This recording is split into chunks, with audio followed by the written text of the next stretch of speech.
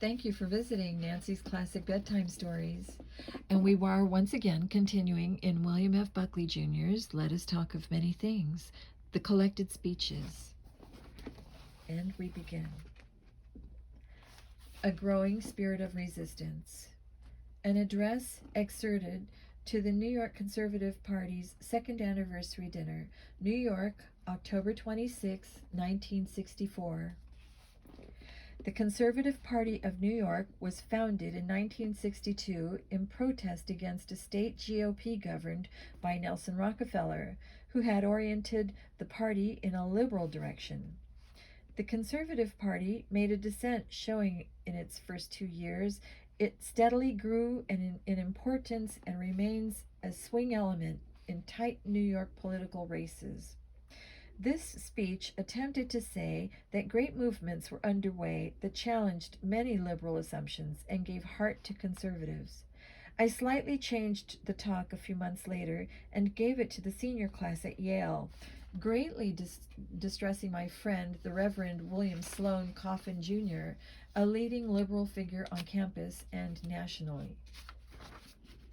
In thinking about the election, I suggest only that we bear always in mind that a conservative is concerned simultaneously with two things, the first being the shape of the visionary or paradigmatic society towards which we should labor, the second, the speed with which it is advisable to advance towards that ideal society, in the foreknowledge that any advance upon it is necessarily asymptomatic.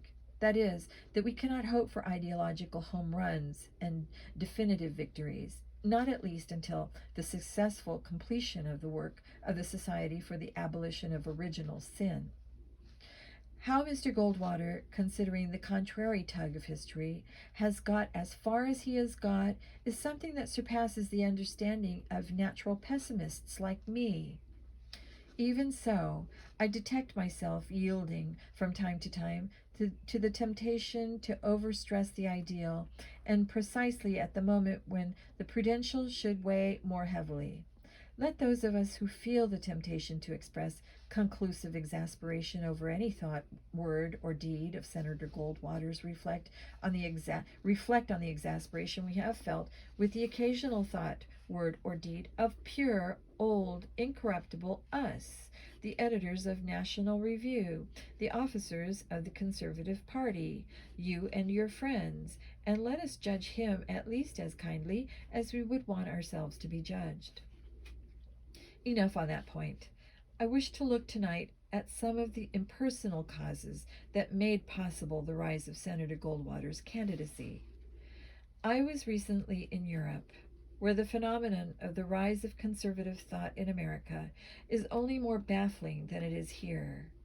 Remember that it is generally believed in Europe that the principal contribution America can make to Western thought is not to think at all.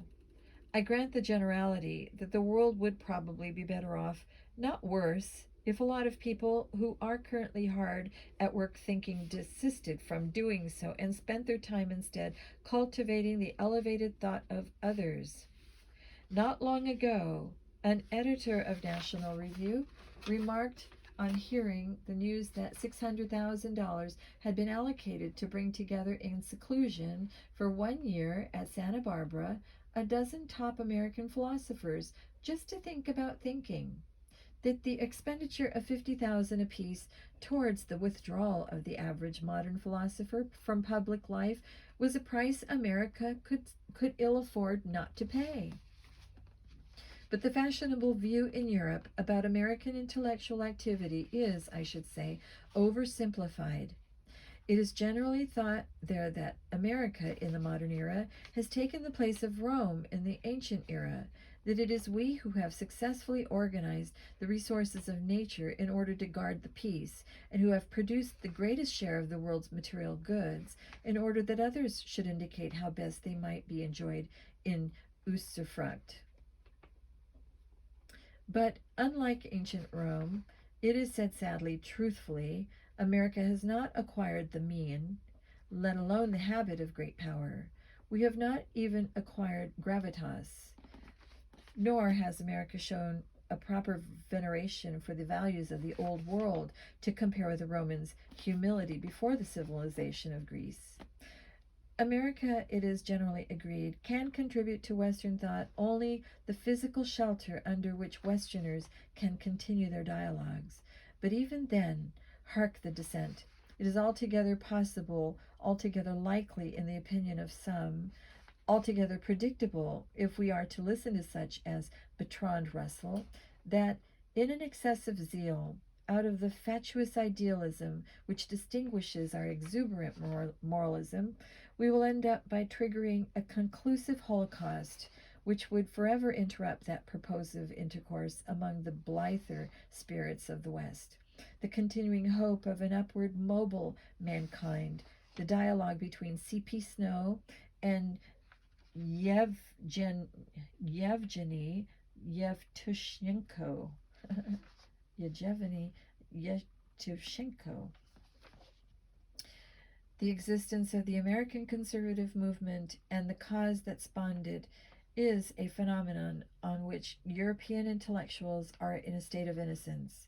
They do not know that there really is growing in America a spirit of resistance to the 20th century, for this is indeed what it is. You will note that I am implicated in an uneasy figure of speech. It is hardly possible to resist the 20th century any more than it is possible to resist gravity or death. But the figure is useless only insofar as it invokes a mechanistic view of history, which presupposes that it is the inescapable destiny of the 20th century to codify certain trends, social and philosophical, economic and organizational, trends which are irresistible even as the passage of time is irresistible. It is common way of dismissing someone whose views are out of fashion, as you and I know, to say that he resists the 20th century. There are any number of lively polemical variations on the theme. Senator Goldwater, it has tirelessly been said, entered the 20th century kicking and screaming. Russell Kirk, it has been said 1,000 times, mostly by those who are unfamiliar with the Middle Ages, has a brilliant 14th century mind, and so on.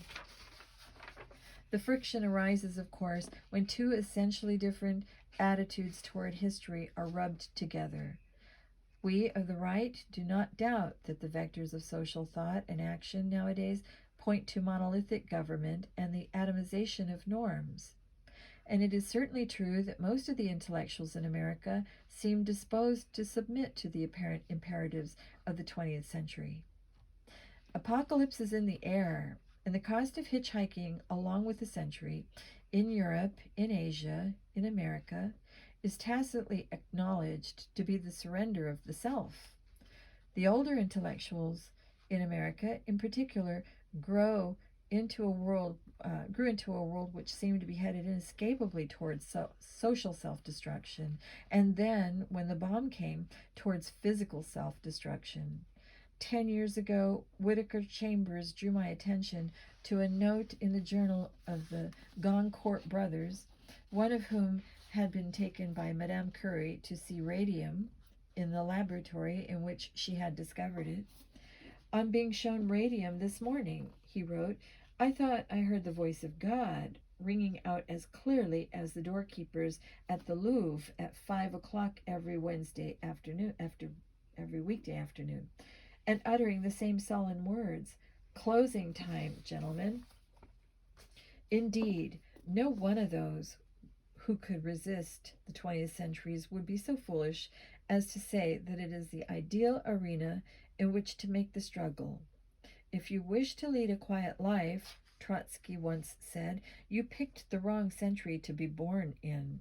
And indeed, Chambers commented, the point was finally proved when a pickaxe mauled the brain of the man who framed those words. So it is not an escapist's ignorance of the distinctive darkness of this century's shadows that makes possible the spirit of modern conservatives. The spirit of defiance doesn't issue from a romantic American ignorance of the gloomy composure of the times we live in, but it does, I think, issue in part from distinctively American patterns of thought, from the essence of the American spirit. The European observer is entitled to believe, on the basis of the evidence which marches out of the submissive ghettos of many American universities, that all America has come to terms with the 20th century of the determinists. Yet I suggest that his eyes are not properly focused. In America, there are those who are dragging our feet, resisting, kicking, complaining, hugging tightly to the ancient moorings. What do we cling to? Among other things, the individual and the individual's role in history. We hope for the individual to survive the 20th century. We bank our faith on the individual's resources guided by eternal lights, and we venture to predict that, in Conrad's words, America will spit back at the gale, giving it howl for howl, and in the end will assert our mastery over the seething elements. These are heroic words, mere rhodomontade, many will think, but consider the facts. Number one, it is essentially the modernist view that only the state can negotiate the shocks that lie ahead of 20th century man.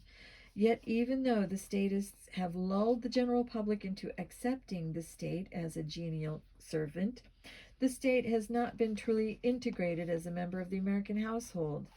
The majority of Americans are still reluctant to accept the state as a sacramental agent for transubstantiating private interest into public good.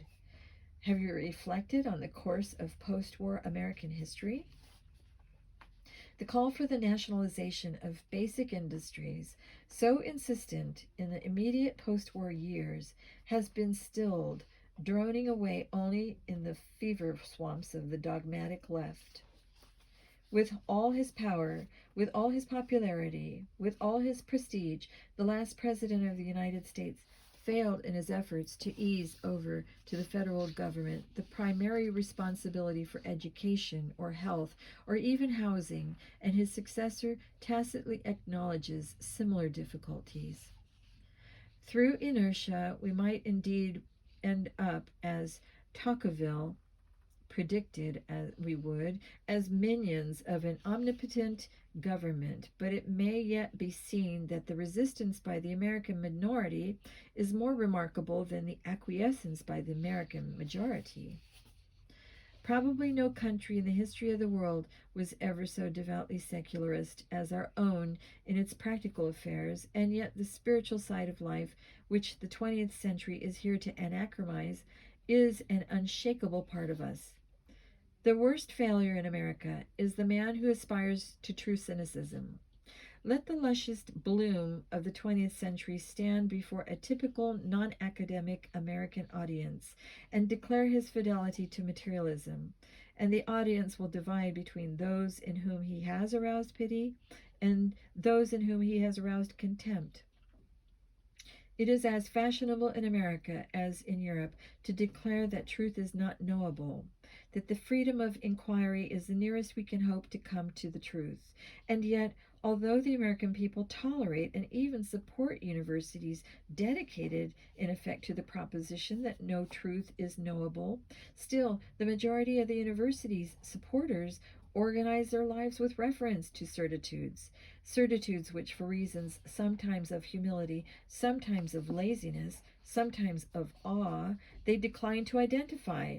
But that these certitudes are there, they do not seem to doubt. And this, the faith of our fathers, it is sometimes called, gives the distinctive cast to our, to be more sure, equivocal, foreign policy. The utter failure of the collaborators in our midst to engage the public in a trauma of self-doubt over the issue of red or dead finally suggests the incorrigible resistance of the American people to the 20th century. And finally, 3, what most interests me, and perhaps some of you, there is in America a resistance of thought, the grinding of wheels, an ongoing commotion. What is coming, I think, is the intellectualism of the spirit I speak of. Modern formulations are necessary even in defense of very ancient truths, not because of any alleged anachronism in the old ideas. The Beatitudes remain the essential statement of the Western code, but because the idiom of life is always changing, and we need to say things in such a way as to get inside the vibrations of modern life. For years, Americans seemed woefully incapable of speaking for themselves. The great apostles of the 20th century are not American. With perhaps the exception of Oliver Wendell Holmes and John Dewey, no matter how hard they practice in the American idiom, our own intellectuals speak in European accents. Adlai Stevenson is, for reasons perfectly clear to me, a greater hero in England than in America. So are John Kenneth Galbraith and David Reisman. So dare I say it? Is Franklin Delano Roosevelt, notwithstanding the genius with which he seemed to be fashioning indigenous American ideals, though all the time he used alien clay? In the past 10 years in America, can you appreciate the great excitement of it all? A new class of intellectuals has risen and stormed the ramparts of the academy with ideas, elaborations, insights, the sum of which challenge, root, and branch the presumptions of the 20th century. American scholarship has recently recaptured Edmund Burke, has shown that his great voice was tied to eternal ideals, that he spoke from a belief in the natural law. The seemingly invulnerable John Maynard Keynes has been exposed as an economic poet, not a scientist, who left more questions unanswered than answered. The intuitive wisdom of the founders of the American Republic and of the European giants, from whom they learned the art of statecraft, has been rediscovered. The shallowness of the 19th century social abstractionists has been penetrated, and their followers are thrown on the defensive. The meaning of the West is being exhumed. Impulses that never ceased to beat in the American heart are being revitalized. Will then America save itself and then save Europe? Or will the European revival overtake our own? I care not who saves whom, caring only that we be saved from that dreadful century whose name stands for universal ignominy, in the name of equality and in the name of freedom, a drab servitude to anonymous institutional idealisms. I hope and pray that as time goes by, the 20th century will shed the odium that clings to its name, that it may crystallize as the century in which the individual overtook technology, the century in which all the mechanical ingenuity of man, even when fired by man's basest political lusts, proved insufficient to sunder man's relation to and dependence on his maker. The movement is of you, as American conservatives, by you and in you. In wishing you luck, I am wishing for myself and my family and my country good fortune, peace, and freedom.